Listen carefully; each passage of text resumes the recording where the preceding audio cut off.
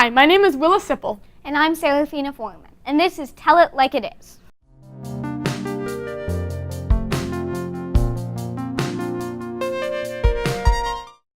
This past Tuesday, citizens of the Pioneer Valley cast their votes for a variety of candidates in the state primary elections.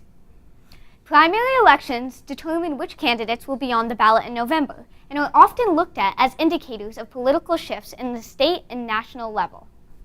In our local election, we witnessed a tight race among candidates for both House and Senate seats. We wanted to investigate what themes may have emerged throughout the election and find out how our current political climate on a national scale influences our local election. Lindsay Sabadosa and Diana Zinal were the candidates for the House race. Chelsea Klein, Joe Comerford, Steve Connor, and Ryan O'Donnell were the candidates for the Senate seat. And disclosure, I volunteered on the campaigns of Joe Comerford and Lindsay Sabadosa. And I, the campaigns of Lindsay Sabadosa and Chelsea Klein. We sat down with Northampton City Council President Bill Dwight to learn more of how the results of our election determine legislature's future of Western Massachusetts. The big difference is we lost a lot of seniority. And when Peter Kokot died, he had established a lot of seniority and had a lot of power and position as committee chairs. It was in new. They're all the new kids sitting at the cafeteria table and they don't know anybody. It's going to take a long time to accumulate that amount of seniority. In Boston, that counts.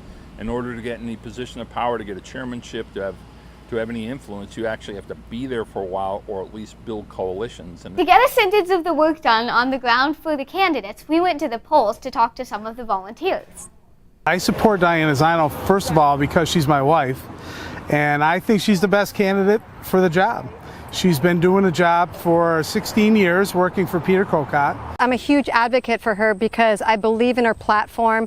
I also believe in her as a person. I think she's been a servant her whole life. I want to establish somebody strong, powerful in this position. I think it's really important to have a female in there.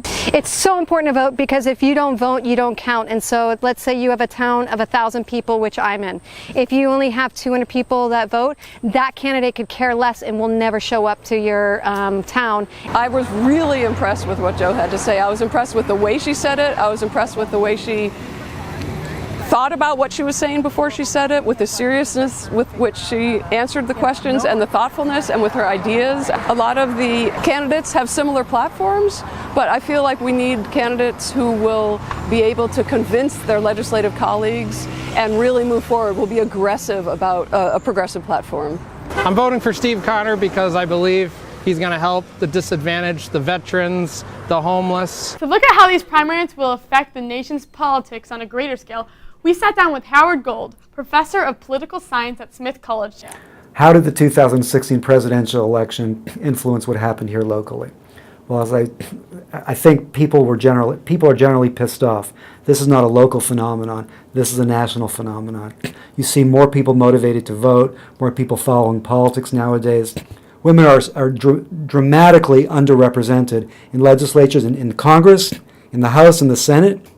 And so what you've got now are more and more women in the pipeline, and this can only have a positive effect in the future. How do people make the distinction when two candidates are very similar ideologically? They hold the same issue positions. They're both progressive Democrats. People will often decide on the basis of who have I seen? Which name do I recognize?